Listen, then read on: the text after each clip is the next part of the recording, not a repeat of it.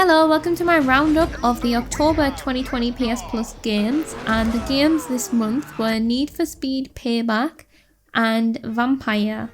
So jumping straight in with Need for Speed Payback, it takes up 27.1 gigabytes and is developed by Ghost Games. I have no experience with the franchise at all, so I didn't really know what to expect going in, except for that it's a racing game. Now, I am not an authority to give a take on whether a racing game is good or not, because I don't play racing games by choice.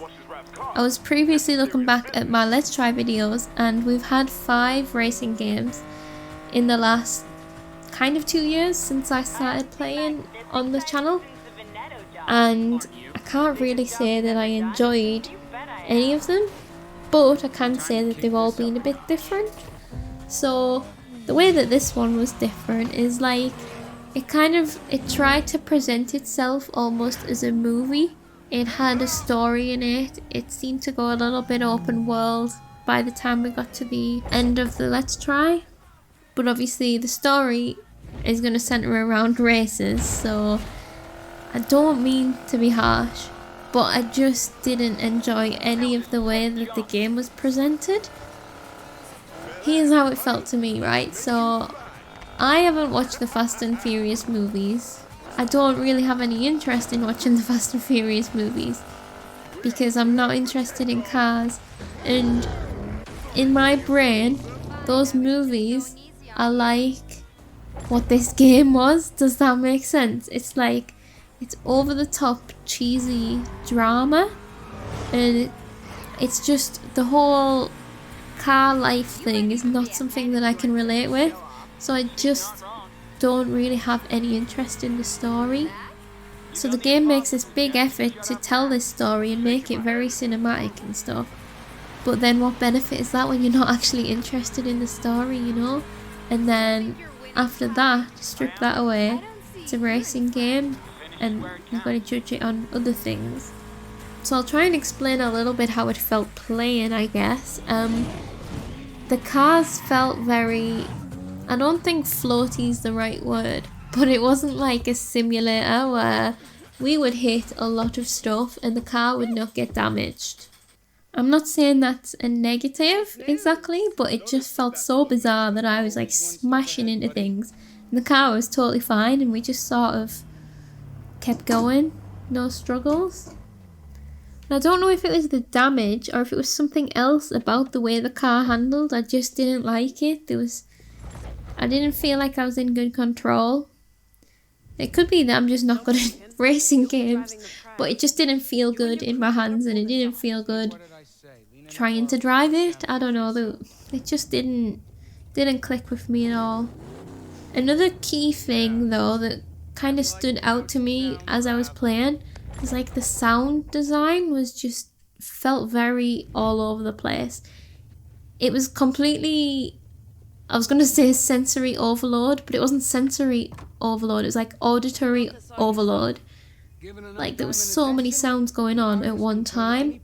Like I mentioned it in the video, but there's the radio with songs with words in, so it's like a tune plus words. You've got your characters talking to each other on the phone at the same time. You've got sirens going on in the background. You've got your police radio going off so you can hear them talking as well. And the sounds of your car. And all of them layered on top of each other meant me not listening to anything. Does that make sense? It was like too much noise, and it didn't even give off a good chaotic effect. It just gave off a chaotic effect that made me zone out a little bit. So not only was it story-wise not my cup of tea, it also the gameplay and other technical things just weren't for me either, which I don't enjoy saying because I don't enjoy shitting on a game, but this game was not for me at all basically.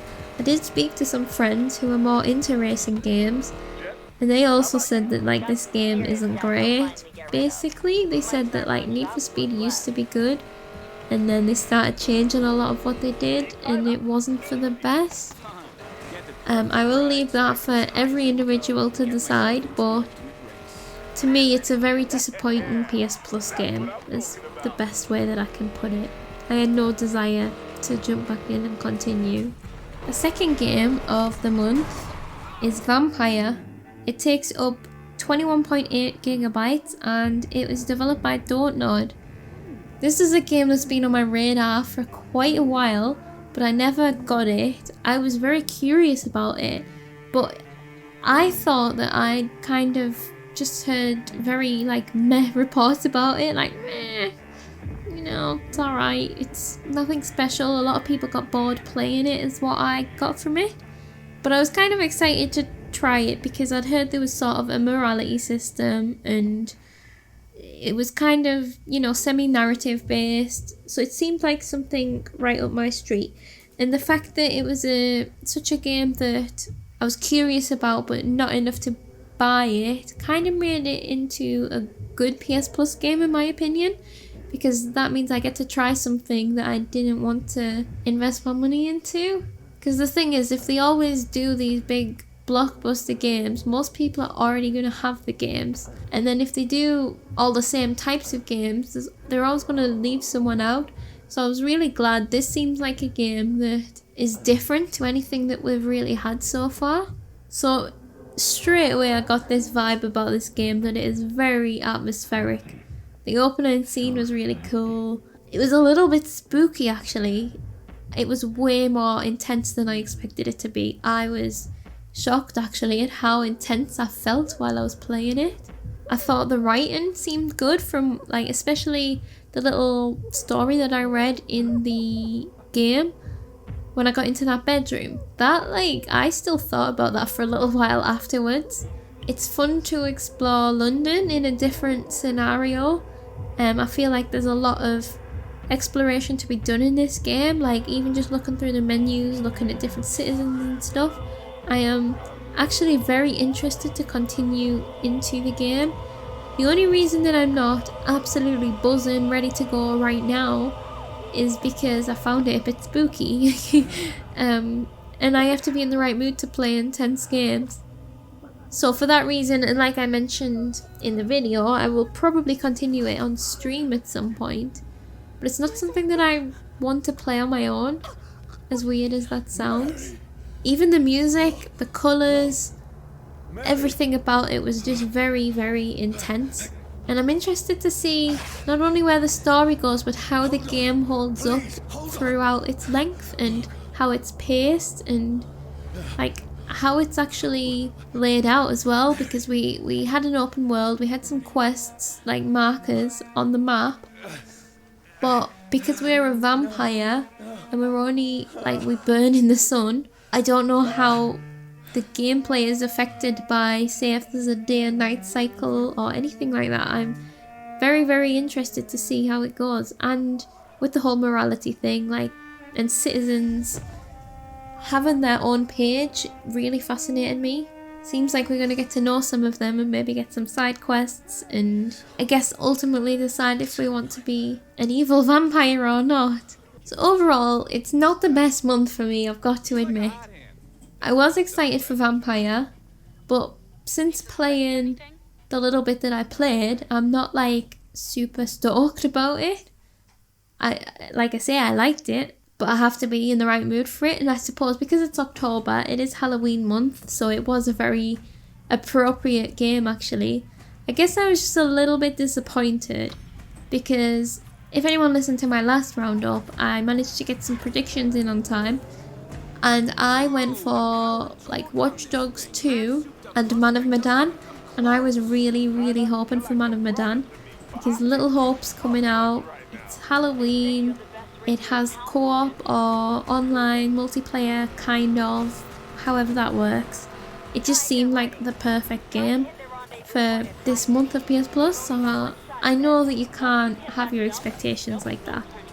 But because I was hoping for those types of games, I was a little bit underwhelmed by the month.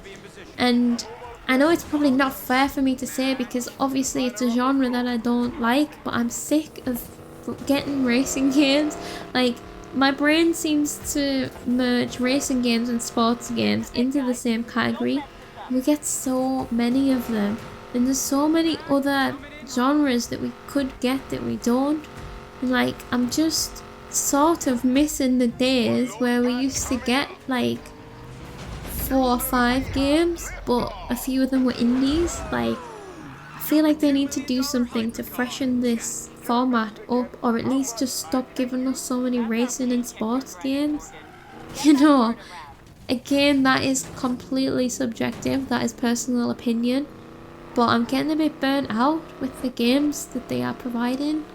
Once again, Vampyr, I think that's different to anything that we've had so far, so I'm quite happy with that. But how often can we say, oh, this is different to what we normally get? It's not very often, is it? Like, usually they've got quite a set structure. So to sum up that part of it, I just don't know. There's something about this month that just does not make me happy, and I'm not excited about next month neither. I'll be interested to see what we get. Very, very interested. But at this point, I just feel like I need to keep my expectations very low. Since this was the last month of PS Plus on PS4 only, I expected more. That's where I'm gonna leave that part of the conversation. So PS5 comes out next month. The PS Plus collection comes out if you get a PS5, which in my opinion is great. I know that some people aren't so happy about it because they've already played most of the games in the PS Plus collection. However, I have not, so it works out well for me, and I've got to hope in my mind that they will keep adding to that too, because it has a lot of PS4 exclusives and games that aren't PS4 exclusive neither. And I feel like, for example, maybe they'll add Horizon Zero Dawn to that, you know? Maybe not, maybe they will, I don't know, but for me anyway, the PS Plus collection, I'm really looking forward to diving into some of the games that I missed, because I don't tend to buy games new. In fact, I don't need to, because I still have so many PS Plus games to play. So on that note, I don't really want to do any predictions this month. I guess, if anything, I'll just carry last month's predictions forward. I'm going again for Watch Dogs 2 and Man of Medan. Whether that happens or not, we will see. And before I close the video, I just wanted to mention that they got some new artwork this month. I was looking out for my regular little thing that I like to share on Instagram, just so that people get the news if they don't follow the news or whatever, to know what the next PS Plus games are. And usually they have like, it's sort of black with, it's a plus sign with the poster in it, and then they have like a neon pink and a neon blue around them. And I was just waiting out for that poster, and then suddenly I found a new poster, and it's grey and yellow and a totally new layout. And I think a lot of this is to do with the fact that they're sort of rebranding things ready in time for the PS5. They've also completely overhauling the store, the PS4 or PlayStation store, sorry. And I'm guessing this is part of that. And I think I like it. I'm not sure. I like the old design, but I think I can easily get used to the design that they've done for this one. I just thought it was an interesting point, and clearly I don't think it's a coincidence that it's the month before the PS5 comes out. And on that note, I will wrap up this video. Next month will be the first month of PS Plus with a PS5.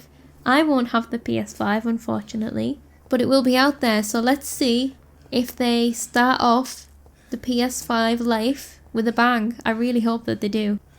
Thank you for listening, and I will catch you next month. Bye bye.